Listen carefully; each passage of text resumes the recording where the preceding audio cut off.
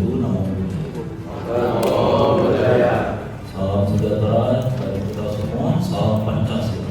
Yang saya hormati Bapak Muslimin selaku guru PPKN kita pendidikan Pancasila, dan yang saya hormati Ibu Mita selaku guru bahasa Indonesia kita.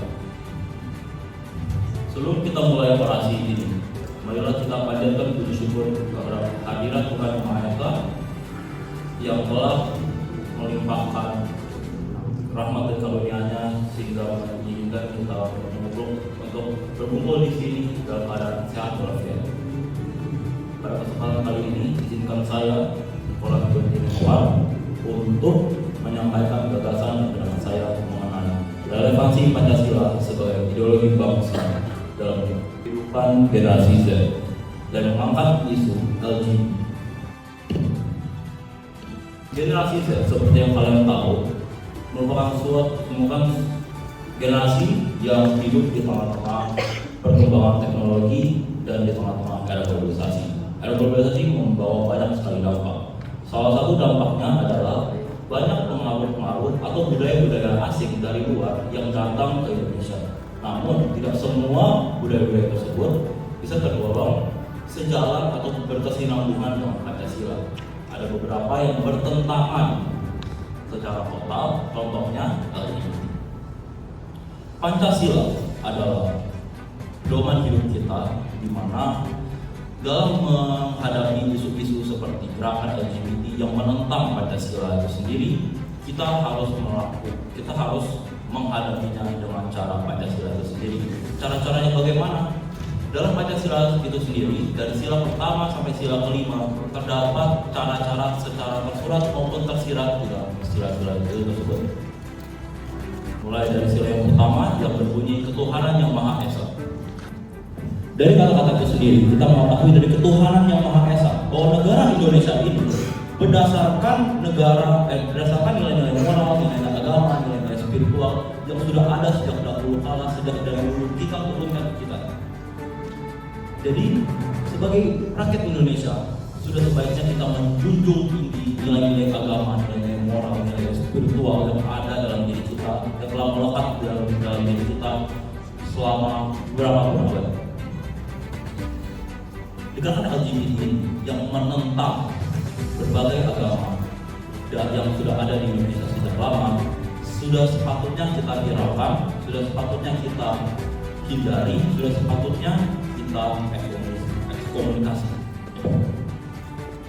Lalu dalam sila kedua yang berbunyi kemanusiaan yang adil dan beradab, kita semua manusia, itu kalau saya melihat yang bersikup.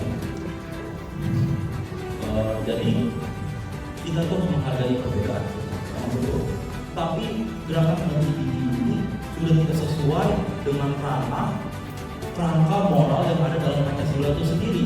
Apakah kita harus tetap menghargai perbedaan tersebut?